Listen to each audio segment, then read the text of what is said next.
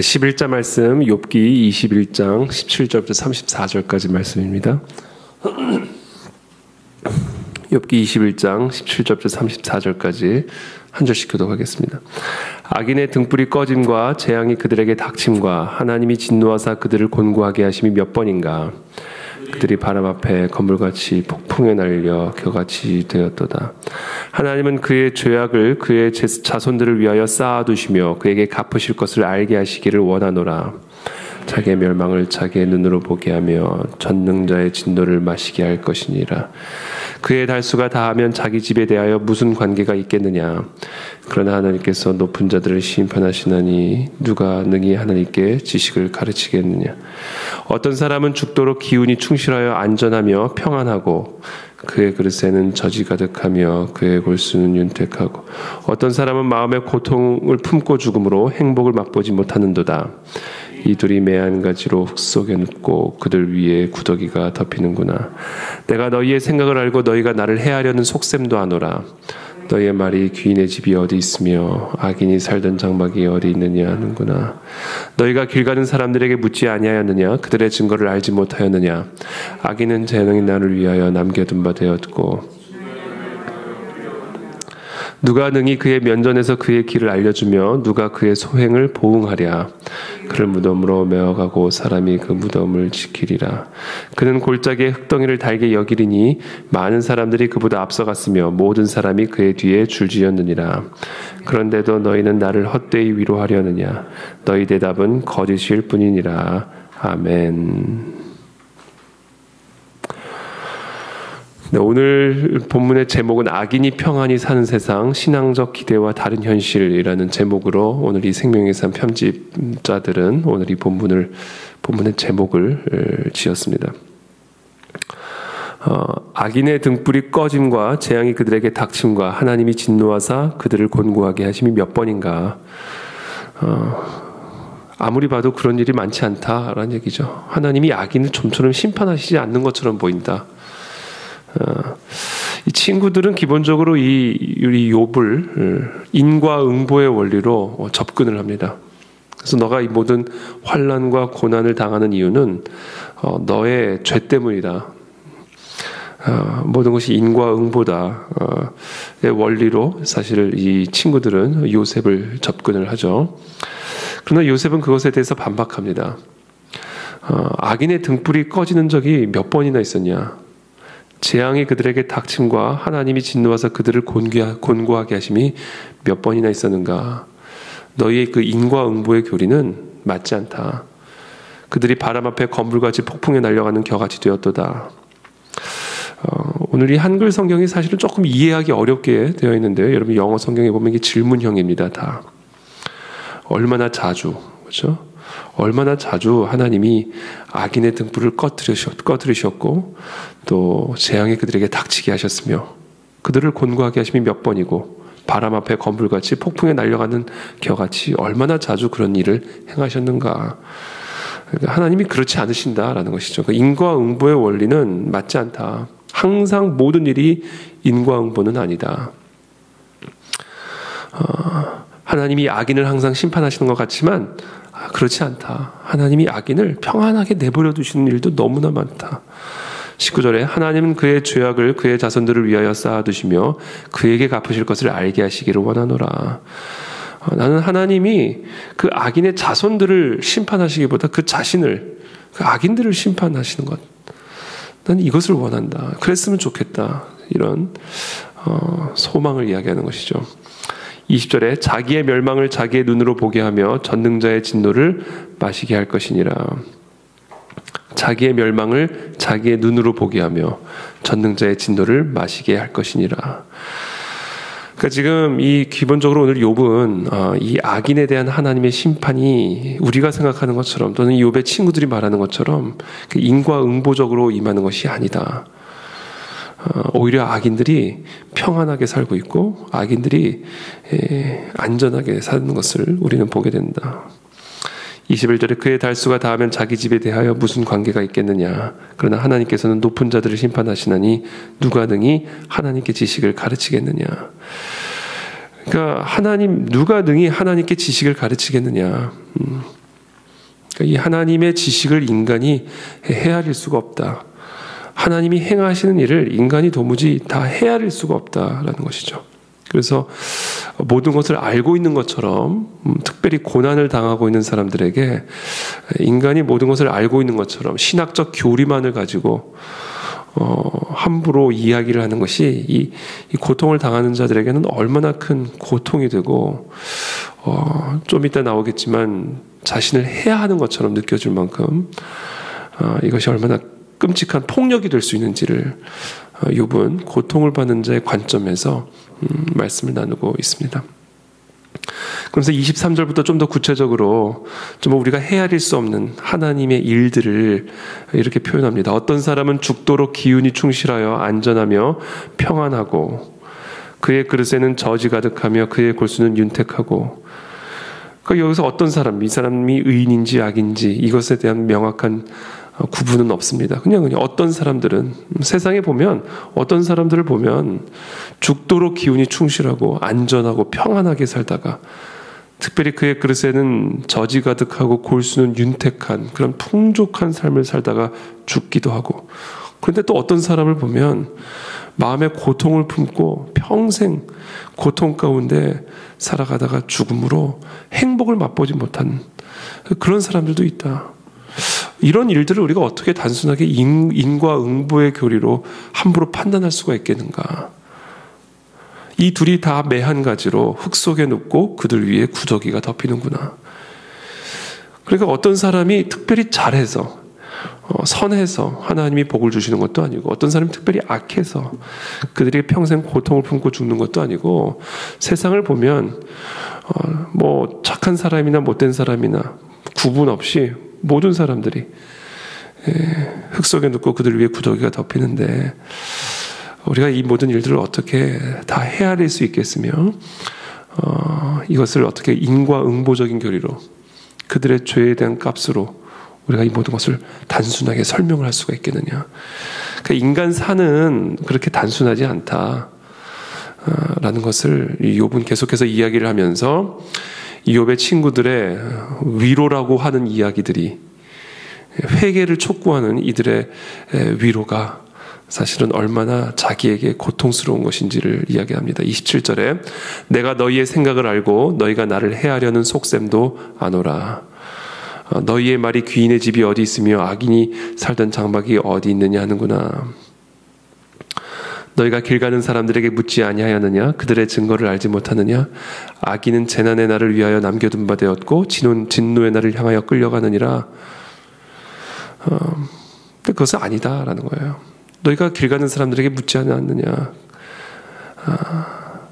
악인은 재난의 날을 위하여 남겨둔 바 되고 진노의 날을 향하여 끌려가는가? 아니다라는 거예요. 진노의 날로부터 오히려 보호를 받고 있고, 진노의 날로부터 건져냄을 받고 있다. 악인들이 심판받는 거 아니다. 너희들이 이야기하는 것처럼 악인들은 오히려 재난으로부터 건져냄을 받고 있고 보호를 받고 있고 진노의 날로부터 건져냄을 받고 있는 것이 악인들의 삶이다라는 것이죠.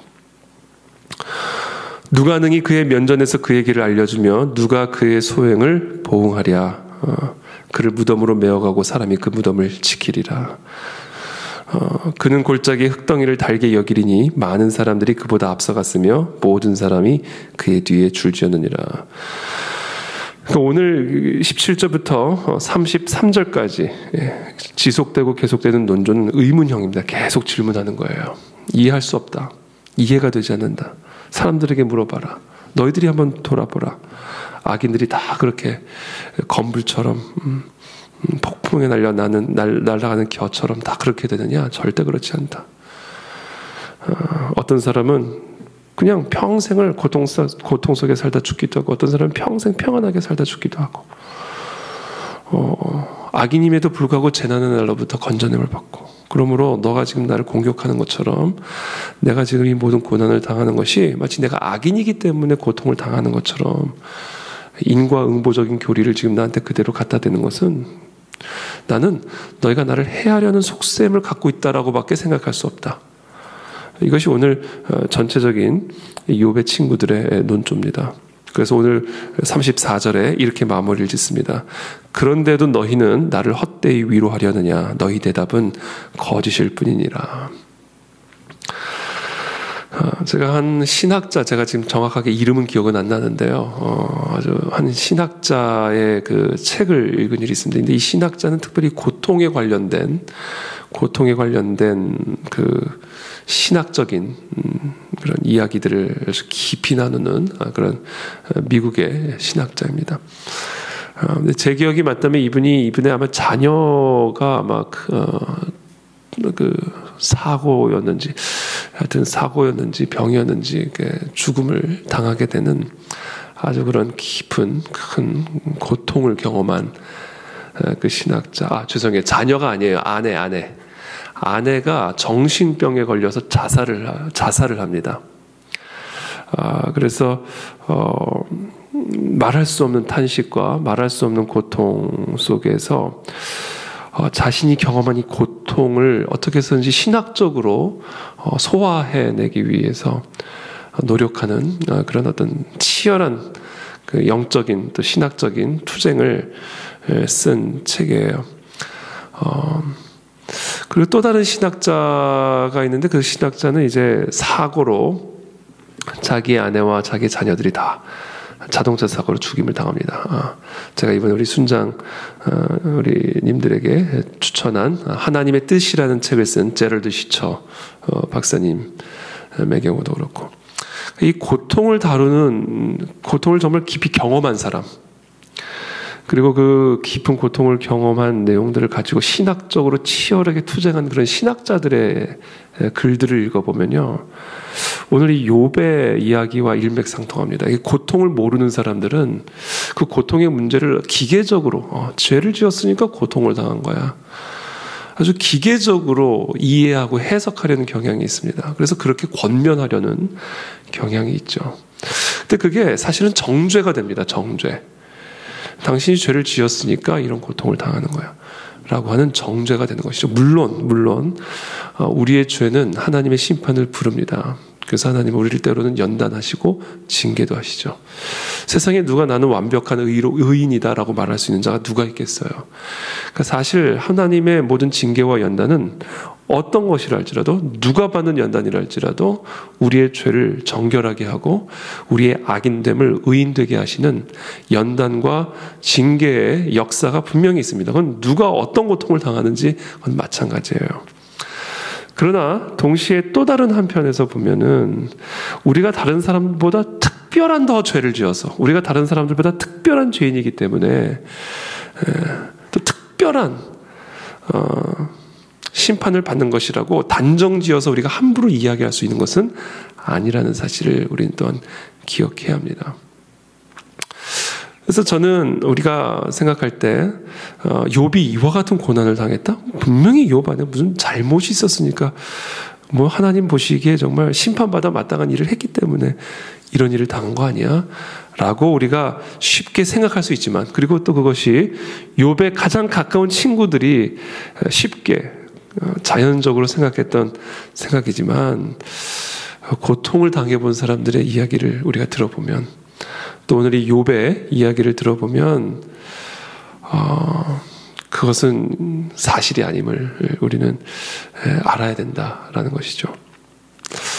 그래서 제가 아까 말씀드린 그 두 신학자 중에 그 첫 번째, 제가 지금 정확하게 이름이 좀 길었어요. 그래서 제가 지금 이름이 정확하게 생각이 안 나는데, 그 신학자가 자신의 아내가 정신병에 걸리고 오랜 시간 동안 결국 이혼을 하게 됩니다. 결국 이혼을 하게 되고 이 아내는 결국 자살을 하게 되는데, 그 모든 고통과 아픔 속에서 이 신학자가 결론을 내린 게, 인생은 답 없이 살아가는 법을 배우는 것이다. 이게 신앙의 여정의 핵심이다라는 결론을 내립니다. 상당히 두꺼운 책이었는데, 그리고 상당히 좀 많은 내용들이 담겨져 있는 책인데, 제가 다른 기억은 하나도 기억이 안 나요. 딱 그 구절. 하나님을 믿는 삶이라는 것은 답을 알고 답을 갖고 살아가는 삶이 아니라 그냥 답 없이 그냥 하나님을 따라가는 삶이다. 그러니까 결국은 그 신학자의 고백은 그거예요. 답을 못 찾았다. 왜 나에게 이런 고통이 왔는지, 왜 내 아내에게 그런 고통이 왔었는지 답이 없다. 답이 없다. 그러나 중요한 것은 답이 없이 우리의 유일한 답 되시는 예수 그리스도만을 그냥 따라가는 거. 답을 우리가 다 이해할 수 없고 누가 하나님의 지식을 헤아릴 수가 다 있겠어요. 하나님이 행하시는 일을 우리가 다 어떻게 정확하게 도식적으로 기계적으로 설명할 수가 있겠으며 이해할 수가 있겠습니까? 그래서 그 전능하신 하나님을 믿고 그 하나님을 우리가 따라가는 그 동행하는 삶에 있어서 우리가 좀 내려놔야 할 태도는요, 모든 일에 있어서 답을 알고 있다는 듯이 또는 답을 찾을 수 있다는 듯이 생각해서는 안 된다. 그건 어떻게 보면 교만한 일이다. 왜냐하면 하나님이 하는 일을 인간이 어떻게 다 헤아릴 수 있겠으며 하나님의 그 모든 신비로운 뜻을 인간이 어떻게 다 이해할 수가 있겠어요. 특별히 고난당한 가운데 있는 사람들, 그것이 자신이든 아니면 상대방이든 고난과 말할 수 없는 고통 가운데 있는 자들의 삶의 이유를 우리가 마치 다 알고 있다는 듯이, 그 답을 마치 알 수 있다는 듯이 우리가 대응하는 것은 매우 위험하고 오히려 더 큰 고난의 늪으로 더 깊이 들어갈 수밖에 없는 것이고, 또는 더 깊은 고난으로 빠져들어가도록 해치는 그런 오늘 욥의 친구들처럼 그런 우를 범할 수밖에 없게 되는 것이죠. 그래서 오늘 결국 욥에게 요구되어지는 자세, 또 욥의 친구들에게 요구되어지는 자세, 그리고 오늘날 이 땅을 살아가는 우리 모든 정말 많은 부분에 있어서 답이 없이 그저 하루하루 하나님과 동행하는 그런 삶을 살아가는 저와 여러분들 모두에게 요구되어지는 자세는 답이 아니라 겸손함이다라는 겁니다.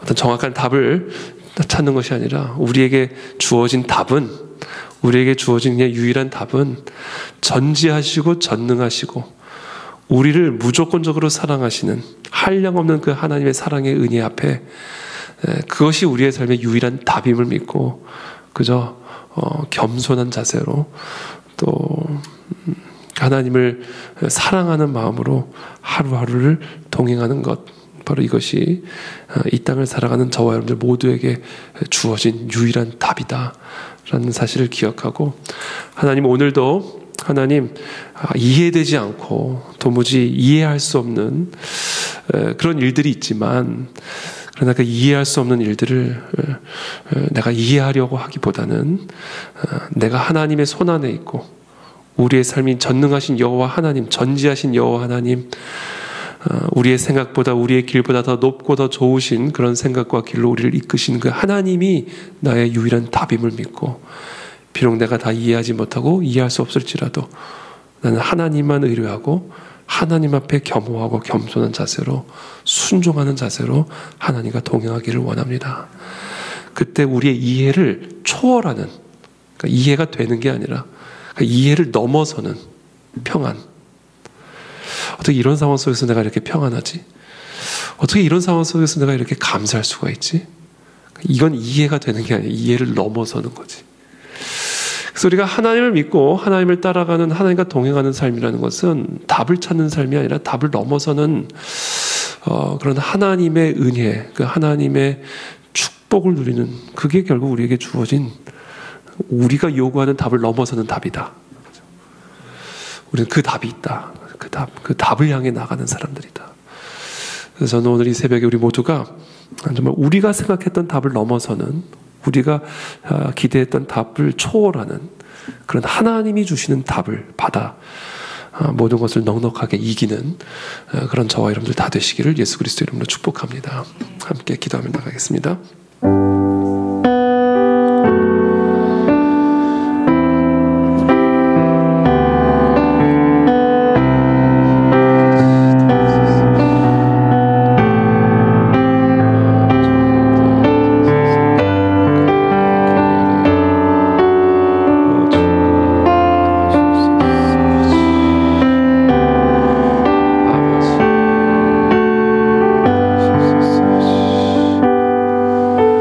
살아계신 하나님 감사합니다.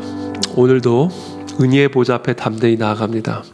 이해할 수 없는 다양한 일들 앞에 정말 소화되지 않고 해석되지 않는 다양한 일들 앞에 정말 우리는 오늘 욥처럼 정말 하나님 앞에 탄식할 수밖에 없고 절망할 수밖에 없고 또 두렵고 염려함으로 목 놓아 울 수밖에 없는 그런 상황 가운데 우리가 때로는 걸어갈 때가 있지만, 그러나 그런 상황 속에서 하나님만이 우리의 유일한 답이시오, 우리를 죽기까지 사랑하시는 그 예수 그리스도만이 우리의 유일한 답이 되심을 기억하고, 우리가 기대하고 우리가 생각하는 그 모든 답을 넘어서고 초월하는 그 하나님의 그 은혜의 보좌로부터 흘러나오는 이해할 수 없는 평안과 이해되지 않는 기쁨과 감사함으로 우리의 삶의 여정을 넉넉하게 이기는 우리 모든 그 안에 진리의 성도님들이 되실 수 있도록 은혜와 축복을 이 새벽에 더하여 주시옵소서. 예수 그리스도 이름으로 감사하며 기도드립니다. 아멘.